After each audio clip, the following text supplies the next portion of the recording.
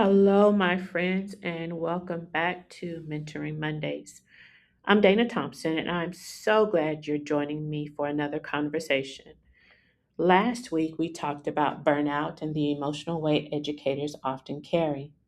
This week, I want to talk about something that every educator experiences, and that's classroom management. So, in this episode, we'll discover how building genuine relationships with our students transforms our classrooms into spaces of growth, understanding, and positive behavior. So, whether you're a veteran educator or just starting out, we invite you to reflect on your approach and discover new ways to connect with your students. And before we go any further, I want to challenge something many of us were taught. Classroom management is not about controlling students. It's about creating an environment where students feel safe enough, connected enough, and engaged enough to learn. So when we change that mindset, everything else begins to change. And oftentimes it does begin with just that, changing our mindset. So join us for a thoughtful conversation about shifting from control to connection. And let's explore classroom management through relationships, trust, and connection together. And if you are enjoying this or have enjoyed many of the posts and the information I've shared so far and want to learn more about me, just click on the scan me on this slide here. So let's continue and let's have an honest conversation. So let me ask you this question. When you hear the words classroom management, what comes to mind for you? For some people, it's behavior. For others, it's discipline. For some, it's rewards and consequences. But I wonder, what if classroom management begins long before a behavior ever happens? Have you ever thought about that? Many of you have, especially those veteran teachers. But when you're a new teacher, you don't necessarily think about that. What if it's built in the relationships we create, the routines we establish, and the environment we intentionally cultivate? The biggest myth One of the biggest myths that I have found to be accurate among those that I talk with within education is that great teachers naturally know classroom management. And for some of us, we know that that is not true, even with the information that we've been presented in our college studies. And some of us, the limited amount of experience that we may have. For those veteran teachers, though, you know that this is not the reality. The reality is that great teachers learn classroom management. And it's so important that the new teachers begin to own that part and know that great teachers do not naturally know classroom management. So, can I encourage some of our newer teachers today? If classroom management feels like it's going to be hard, or maybe you're a second year or third year teacher and it has been hard, it's not that you missed some key ingredient during your college preparation days that has caused you to feel like you're failing. Matter of fact, it's quite the opposite. You are in the beginning stages of your career and an integral part of your learning. One of the biggest myths in education is not that good teachers simply walk into a classroom and naturally know how to manage it. That isn't true. Every experienced teacher you admire has had lessons that fell apart completely. Students who challenged them, moments when they questioned themselves, but the difference wasn't perfection. The difference was persistence. So let's take a little break. Maybe you're watching it the morning after this has been aired, or maybe you're sitting at home and you enjoy an afternoon or an evening of a good cup of coffee. So I want to share something with you. What I wish someone had told me, and I wish they had told me this early in my career. I thought classroom management meant having all the answers. I thought it meant that if students were off task, I had somehow failed. Over time, I realized classroom management isn't about proving you're in charge. It's about building trust. Students are far more likely to follow someone they know genuinely cares about them than someone who's simply trying to control them. That lesson changed the way I taught and later the way I coached and led other educators. So, here are three things that every single student needs. It does not matter what age group you're teaching, whether it's elementary ed, middle grades, or high school. It's something that every student can benefit from, and that's predictability, consistency, and relationships. Students thrive when they know what to expect. Predictability creates safety, and consistency builds trust, and trust builds relationships. Relationships create influence. Students don't need perfect teachers, they need adults who are consistent and intentional, adults who follow through, adults who see them, and adults who believe in them.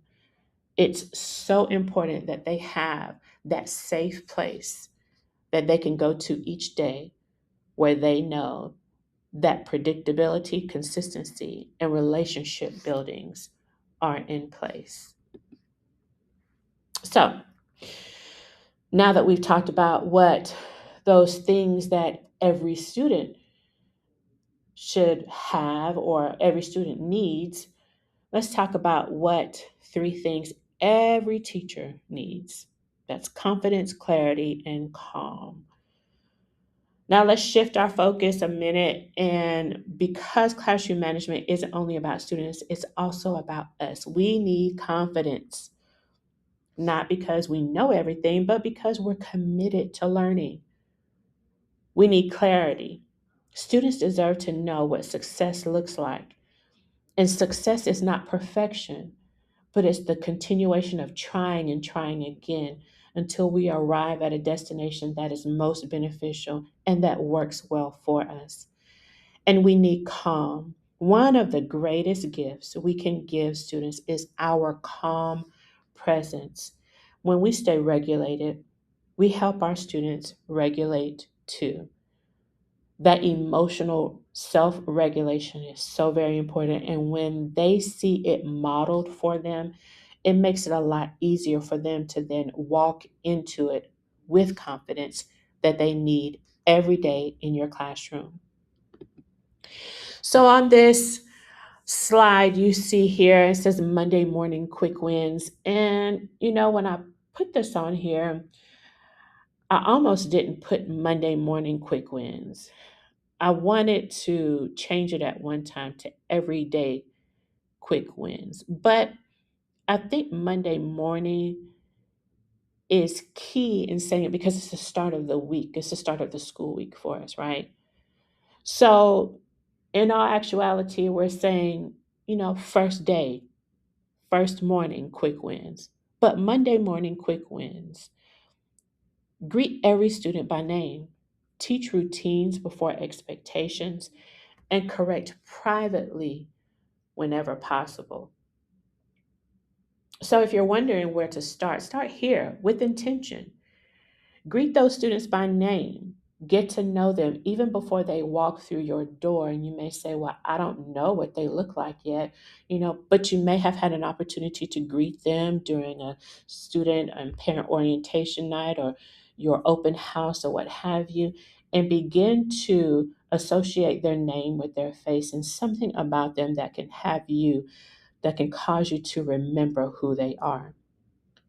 And teach routines instead of assuming students know them. We can't assume that they know anything. We know they come to the table knowing things, of course, but it's your classroom. It's a different classroom. And honestly, every single day, you may need to remind them of the expectations, make it a part of your morning routine during your morning meeting or whenever it's most appropriate to review those expectations for the day. But make sure that you teach routines instead of assuming that they know them. And whenever possible, correct privately. Protect their dignity. You can hold students accountable while preserving the relationship. Those two things can exist together. When students feel seen, heard, and valued, positive behavior naturally flows. So I have this challenge for you. It's kind of my mentor's challenge is what I call it because I'm going to be your mentor for this journey. So what is one routine you can strengthen this week and more specifically the first week that school starts based on what you experienced the year before? And for you new teachers, think about one routine that you know you want to be strong that first week in school, that first day of school. Don't try to implement several new things or change 10 things. Choose one routine. Maybe it's entering the classroom, maybe it's transitions, maybe it's small group instruction. Strengthen one routine. Make it small and consistent improvements, creating those lasting changes that you need in order to have good classroom management in place and know that your students are benefiting from what you are providing in discipline and routines in your classroom. So think about that and work on that as you are going into this new school year. Remember that healthy classrooms begin with healthy relationships. As we begin to wrap this up and I close, I want to leave you with this thought. The students who challenge us the most often need us the most. That doesn't mean we lower expectations. It means we raise our commitment to consistency, connection, and compassion. Let's be intentional about that. Classroom management isn't about winning power struggles, it's about creating a classroom where students know they belong. I want to thank you for spending some time with me today. My name is Dana Thompson, and I am with Elevated Institute at Britt Thompson Education Consulting. And you'll see here that I am on LinkedIn, Facebook, and Instagram. If this conversation encouraged you, share it with another educator. And remember, healthy classrooms don't happen by accident, they are cultivated intentionally. Healthy classrooms begin with healthy relationships. I'll see you next Monday. Have a great week.